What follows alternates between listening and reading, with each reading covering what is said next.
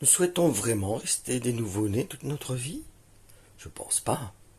Qui a envie de cette solution, cette situation, cet état? Personne. Moi-même, le premier, je vous assure. Quand je suis dans un état de rébellion, où j'endurcis mon cœur, et je sens en moi une frustration, une tristesse. Je sens en moi l'Esprit de Dieu être triste, parce que je suis dans une attitude qui n'est pas une attitude de foi.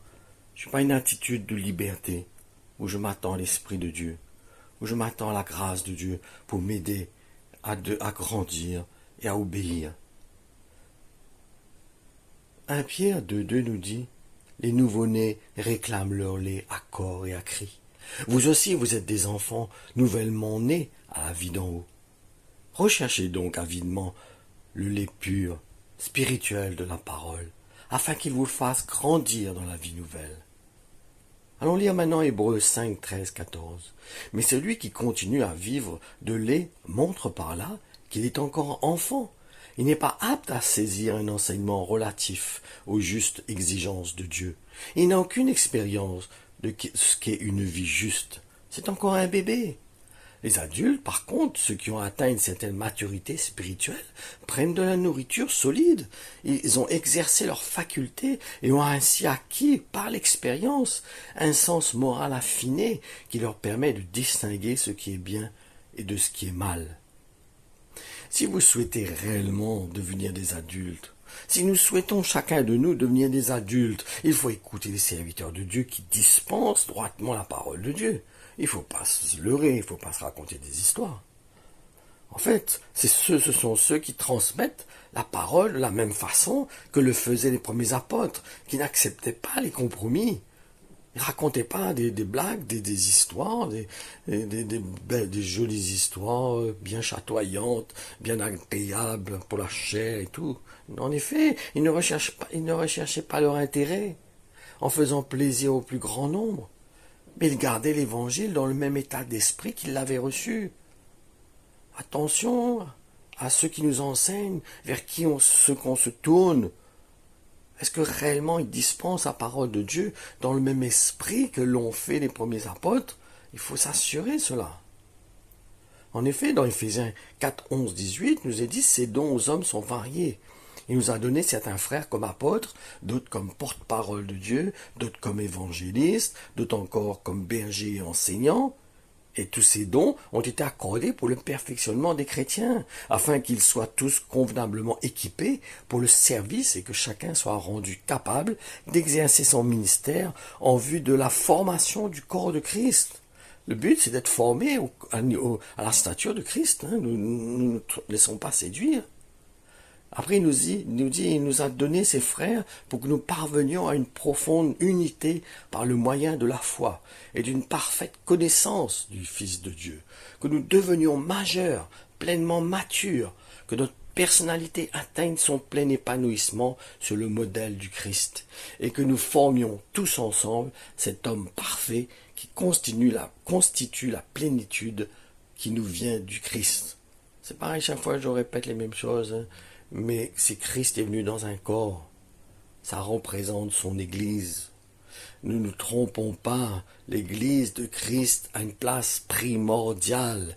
On ne peut pas dire: ouais, mais on n'a pas besoin de l'Église, maintenant c'est à la mode, c'est une séduction du diable, ça, je vous assure, qui me dit: ouais, on n'a pas besoin de l'Église c'est spirituel, pas ci, pas là-bas. Non, c'est faux, c'est une séduction.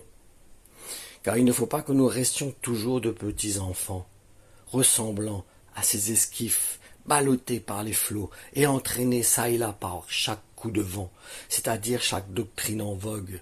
Ne soyons pas à la merci d'hommes instables et sans scrupules, qui par leur art de présenter leur invention mensongère cherchent à entraîner les autres dans les séductions de l'erreur.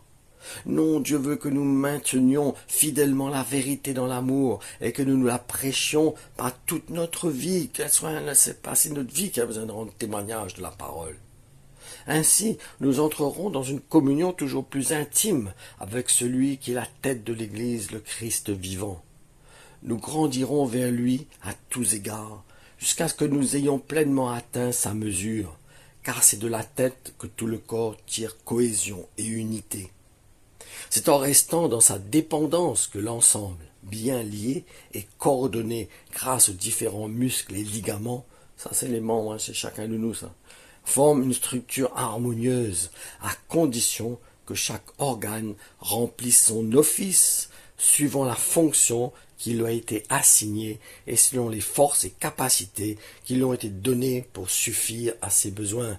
Il parle de la liberté que nous avons en Jésus-Christ, cette liberté qui nous emmène à prendre notre place dans le corps de Christ et à le laisser nous conduire, nous équiper afin d'accomplir ce qu'il veut qu'on accomplisse pour son corps, pour l'édification de son corps, pour le bien du corps. Chaque membre reçoit une force nécessaire, une capacité nécessaire pour accomplir sa tâche en tant que le membre dans lequel il est dans ce corps. Si vous êtes par exemple un petit doigt, Dieu vous donne la force et la capacité d'accomplir la tâche que vous avez à accomplir en tant que petit doigt. Si vous êtes la bouche, Dieu va vous donner la force et la capacité nécessaire pour pouvoir parler de la part de Dieu comme il le faut, comme lui il le veut, parce que vous ne cherchez pas à parler par vous-même, mais vous laissez la tête, le cerveau vous conduire. Vous ne racontez pas ce que vous avez envie de raconter, vous racontez parce que le cerveau vous dicte ce que vous avez besoin de dire. Vous racontez pas ce qui vous plaît, mais vous laissez le cerveau vous diriger, vous laissez vous inspirer pour savoir ce qu'il faut dire. Ne nous trompons pas. On continue de cette manière en s'assurant l'activité attribuée à chaque partie. Tous les membres contribuent ensemble dans un esprit d'amour à la croissance organique du corps qui s'élève comme un édifice. L'ensemble marche en diapason, chacun a sa place, chacun accomplit sa tâche, chacun participe à la croissance de ce corps, à l'épanouissement de ce corps. Le seul but de chaque membre, c'est que le corps fonctionne bien correctement. Après, il nous dit, par conséquence, voici ce que je voudrais sérieusement vous mettre à cœur. Je vous conjure solennellement, au nom du Seigneur et en sa présence, d'abandonner la vie superficielle et vaine des sans-dieux qui vivent en aveugles dans un monde d'illusions en suivant leurs pensées vides de sens. Ils ne connaissent rien de mieux, leur jugement obscurci les fait errer, leur ignorance volontaire et l'endurcissement de leur cœur ont nubilé leur compréhension, de sorte que leur esprit s'est émoussé jusqu'à devenir insensible à Dieu, et se sont ainsi eux-mêmes bannis de la vie qui vient de Dieu. Éphésiens 4, je disais, de 11 à 18. Attention que notre cœur se soit endurci, ou comme si on nous a mis un calmant, comme on nous a mis un somnifère, on nous a endormis, et on est là, on sommeille, on vivote, sans réellement prendre notre place, sans réellement accomplir ce que Dieu nous appelle à accomplir. Nous ne sommes pas appelés à rester des bébés. Dieu veut notre croissance, c'est son but, c'est sa motivation. Maintenant, est-ce que seront sauvés, pas sauvés? Ce qui compte, c'est qu'on ait gardé la foi jusqu'à la fin. Mais est-ce qu'on va garder la foi jusqu'à la fin? La Bible dit, quand Jésus dit, quand je reviendrai, trouverai-je des gens encore qui me font encore confiance? Donc la foi, c'est de faire confiance en Dieu.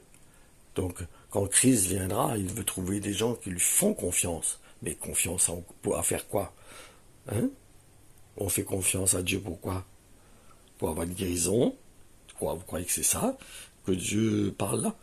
Des gens qui attendent qu'ils ont la richesse, des bénédictions? C'est ça la confiance en Jésus? Pense pas, hein? Je crois pas que c'est ça que Jésus parle. La confiance qu'il parle, c'est ceux qui cherchent à faire la volonté de Dieu. Confiance pour que Dieu nous aide à accomplir la volonté de Dieu.